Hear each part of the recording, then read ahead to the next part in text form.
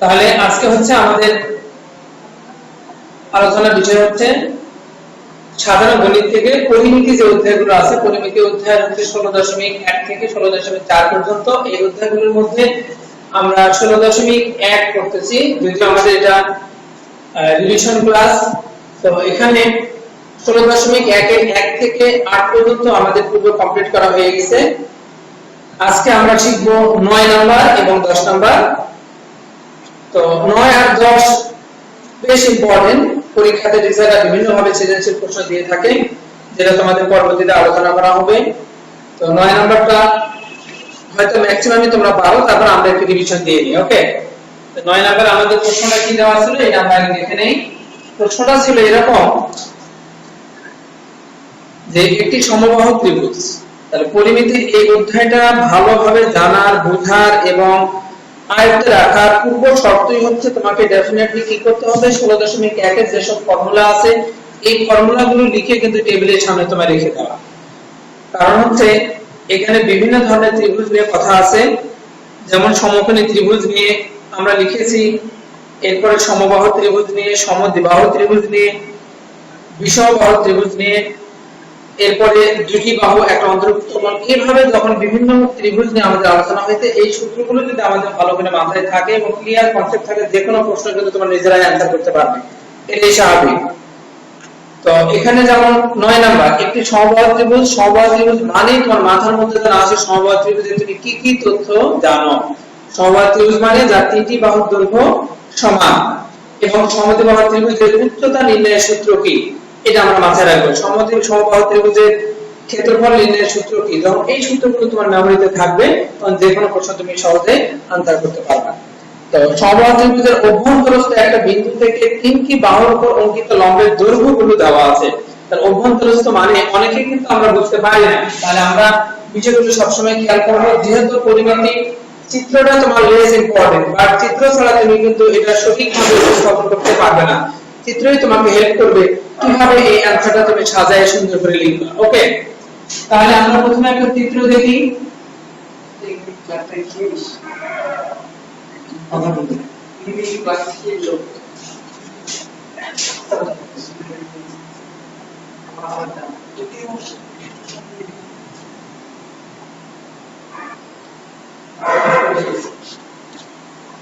তাহলে আমরা যে নাম দিয়ে দিই একটা, ধরো যে A B C. A B C কি ধরনের ত্রিভুজ, যদিও চিত্রে বোঝা যাচ্ছে না যে এটা সমবাহু ত্রিভুজ, আমরা যেহেতু ধরে নিচ্ছি বলতেছি তাহলে এটা সমবাহু ত্রিভুজ। এই সমবাহু ত্রিভুজের অভ্যন্তরস্থ একটা বিন্দু আমাদের ধরা হচ্ছে। এই অভ্যন্তরস্থ বিন্দু যে কোনো জায়গায় আমরা নিতে পারি। যদি আমরা এখানে নিয়ে নিই, তাহলে এখান থেকে লম্ব সুন্দর করে তোমরা একটা স্কেল নিবা, যে স্কেলে বসায় সোজা টান দিয়ে বসাবে যেটা লম্ব, এর উপরে এটা লম্ব, দেন এর উপরে এটা লম্ব। যদি আমরা এই লম্বগুলো ঠিকভাবে নিতে পারি তাহলে তোমার কিন্তু ক্যালকুলেশন অনেক ইজি হয়ে যাবে। ওকে, তাহলে আমরা নাম দিলাম ডি ই এফ। এবং যেহেতু বিভিন্ন ভাবে দূরত্বগুলো দেওয়া আছে, একটি লম্বের দৈর্ঘ্য তাহলে এখানে 6 7 8, তাহলে আমরা ধরে নিই যে এটা হচ্ছে 6 সেন্টিমিটার, এটা হচ্ছে 7 সেন্টিমিটার, এটা ধরে নেওয়া হলো 8 সেন্টিমিটার। 6 7 এবং 8 সেন্টিমিটার, এটা আমরা যে সিএম পেতে কোনো অসুবিধা নেই। এরপরে তোমার প্রমাণের স্বার্থে কি করতে হবে, এগুলো যোগ করতে হবে। এবার আমরা নাম দিলাম ও। তার মানে বিষয়টা কেমন দাঁড়ালো, এবিসি একটি সমবাহু ত্রিভুজ, তার অভ্যন্তরস্থ ওই একটি বিন্দু।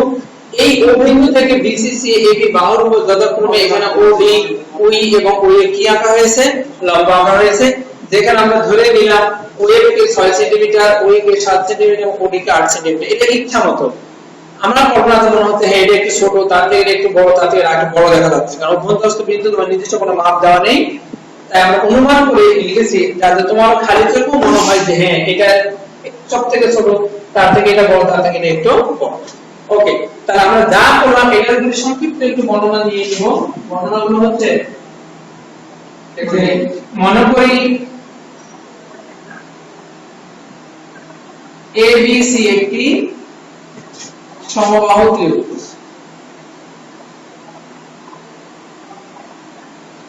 এবিসি একটি সমবাহু ত্রিভুজ।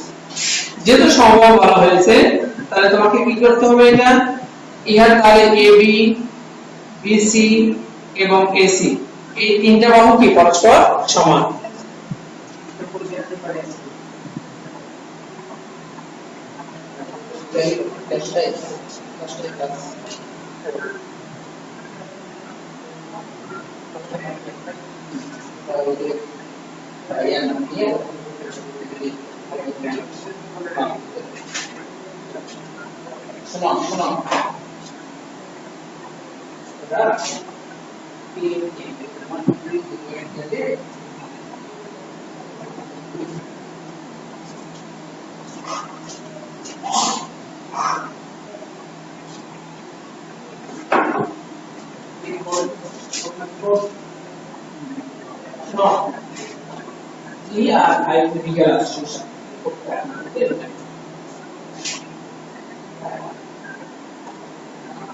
লিখে দাও ইয়ার অভ্যন্তরস্থ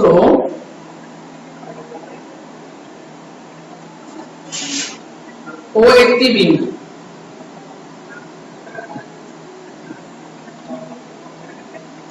অভ্যন্তরস্থ ও একটি বিন্দু, ও বিন্দু থেকে বিসি, সিএ, এবি বাহুর উপর যথাক্রমে ওএ ও বিসি যেহেতু বলছে তাহলে ওডি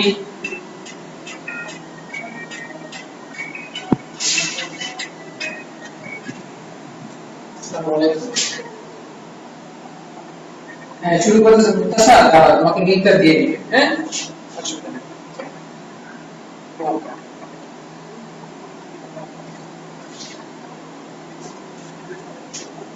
ওডি, ওই এবং ওয়ে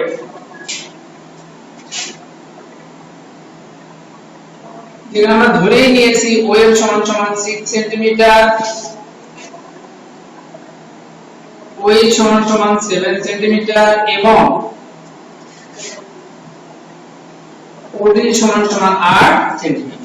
তাহলে সুন্দর করে একটা বর্ণনা দিয়ে দেওয়া হলো যে কি তথ্যগুলো দিয়েছে উপস্থাপন করে এখানে দিয়ে দেওয়া। কারণ অনেক সময় পরীক্ষায় যখন এই সৃজনশীল প্রশ্নটা থাকে তখন ক নাম্বারে বলা থাকে তথ্যগুলো চিত্রের মাধ্যমে উপস্থাপন করো, তখন আমরা চিত্রের মাধ্যমে তথ্যটুকু উপস্থাপন করে দিলাম। ওকে, আচ্ছা এখন তোমাকে কি করতে হবে, তাহলে তোমার প্রশ্ন হলো ত্রিভুজের বাহুর দৈর্ঘ্য এবং ক্ষেত্রফল নির্ণয় করো। তাহলে ত্রিভুজের বাহুর দৈর্ঘ্য যদি আমি নির্ণয় করতে চাই, বিসি, সিএ, এবি তিনটা বাহু সমান, তাহলে নির্ণয় করতে গেলে আমার একটা সমীকরণ তৈরি করতে হবে। তাহলে এই সমীকরণটা আমরা কিভাবে তৈরি করব, তাহলে আমরা যদি প্রথমে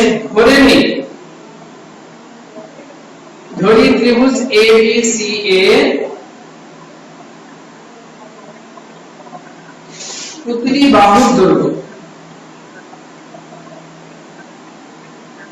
মানে AB সমান BC সমান AC সমান সমান A সেন্টিমিটার।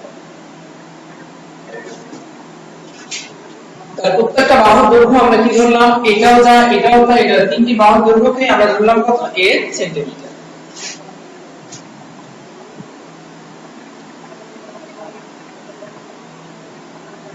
এবার বলে আমরা জানি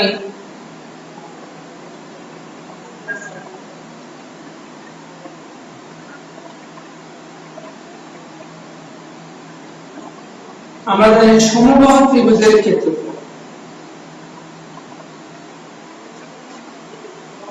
কি সূত্র জানি, সমান জানা √3/4 স্কয়ার বর্গ সেন্টিমিটার। একটা ক্ষেত্রফল আমরা পেয়ে গেলাম। এখন দেখো যদি আমরা এখান থেকে BOC এই ত্রিভুজটা নিয়ে নিই, আবার এখানে AOC এই ত্রিভুজটা নিয়ে নিই, আবার এখানে AOB এই ত্রিভুজটা নিয়ে নিই, অর্থাৎ এই যে এইভাবে যদি নিয়ে নিই, এটা নিয়ে নিই, তাহলে তিনটা ত্রিভুজ যদি আমরা যোগ করি তাহলে ডেফিনেটলি ABC ত্রিভুজের ক্ষেত্রফলই পাবো। তাহলে আমরা লিখতে পারি আবার ত্রিভুজ ABC এর ক্ষেত্রফল সমান এভাবে দিতে পারি আমরা ত্রিভুজ ক্ষেত্র বিওসি ত্রিভুজ ক্ষেত্র এওসি প্লাস ত্রিভুজ ক্ষেত্র এওবি, অর্থাৎ এই এবিসি ত্রিভুজের যে ক্ষেত্রফলটা আমরা পেয়ে গেলাম,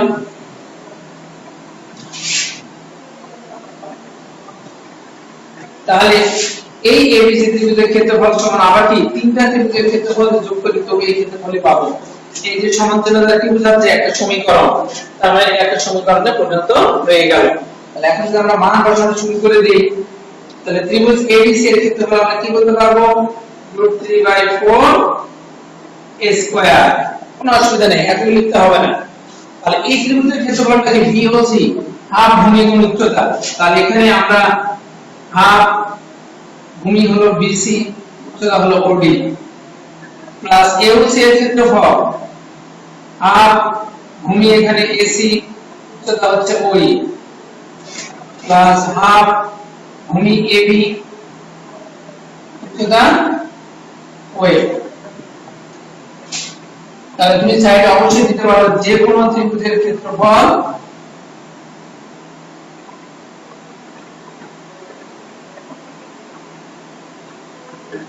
সমান হাফ ইনটু ভূমি ইনটু উচ্চতা,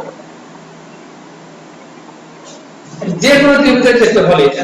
এই হিসাবে আমরা ত্রিভুজ এবিসি এর ক্ষেত্রফল দিছি সমবাহু ত্রিভুজ, এর জন্য ক্ষেত্রফল এটা, আর এই ত্রিভুজটা আমরা যে কোনো ত্রিভুজের মধ্যে পড়ে, এইজন্য হাফ ভূমি গুণ উচ্চতা, হাফ ভূমি গুণ উচ্চতা, হাফ ভূমি গুণ উচ্চতা। আমরা ভূমি বলতে বুঝি শীর্ষ থেকে যে বাহুর উপর লম্ব আঁকা হবে সেটাকে আমরা ভূমি ধরে থাকি। শীর্ষ থেকে বিসি বাহুর উপর লম্ব, দ্যাটস ওয়াই বিসি ভূমি। শীর্ষ ও থেকে এসি বাহুর উপর লম্ব, তাহলে এসি ভূমি।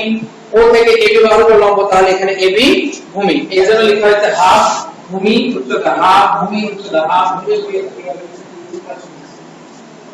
আমাকে বললাম 1 2 3 আইডিয়া দিন না, 1 2 3 what is it 1 2 না প্রয়াস আর বলো স্যার।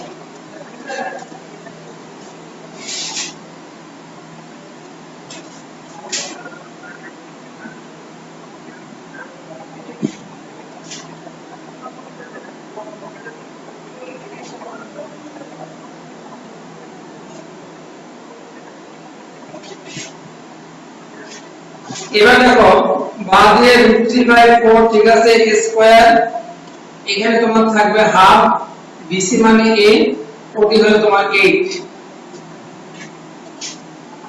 এখানে হাফ এসি হলো a, ওই হচ্ছে তোমার 7, হাফ এবি হলো a, ওই হলো তোমার 6। কারণ এখানে তোমার সবগুলো প্রথমে ধরে আছে, এই তিনটি বাহুকে আমরা a দ্বারা প্রকাশ করেছি। হ্যাঁ দিচ্ছি একটু আগে ওই আইডিটাতে কোন ক্লাস হচ্ছে তো আমি দিচ্ছি কোন আইডিতে ক্লাস হবে। হ্যাঁ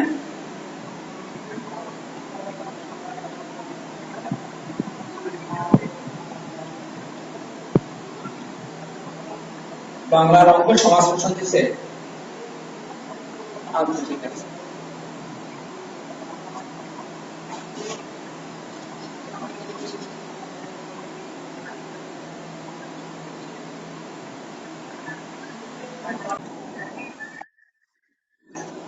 দেখো তাহলে এখানে যদি ক্যালকুলেশন করি সুন্দর করে কেটে যায়, তাহলে এখানে 4 এটা যায় না, এটা যায়, তো না লিখলে চলতো। তাহলে আমরা বলতেছি √3/4 a স্কয়ার, এখানে তো আমরা পেলাম 4a, এখানে পেলাম 7a/2, এখানে পেলাম 3। তাহলে এখানে আমরা একটা কাজ করে নিতে পারি যে এখানে একটা লসাগু করে নিলাম, তার লসাগু কত এখানে 2, তাহলে এখানে কত থাকবে 8a + 7a + 6a, 14 14 এর সাথে কত 21।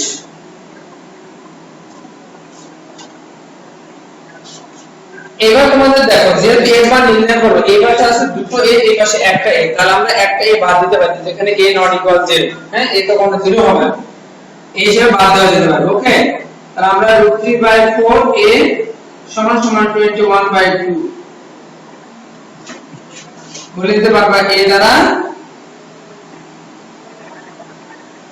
ভাগ করে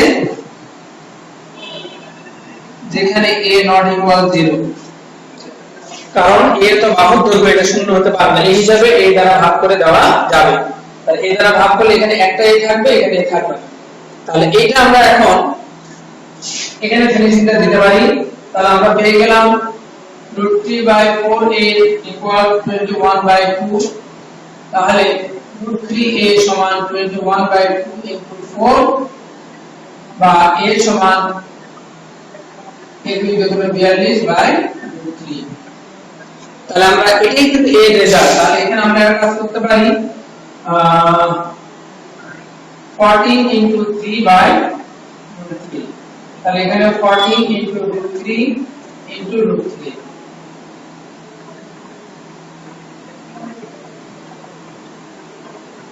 এটা তোমরা ক্যালকুলেটরের মানটা যে দশমিকে বসাই দেবে। নাজিব রেজা বলো তো দশমিকের রেজাল্টটা কি আসবে এর মান? আচ্ছা আমি বলছি, তাহলে আমরা 24.249 24.249 তাহলে এত সেন্টিমিটার পাই।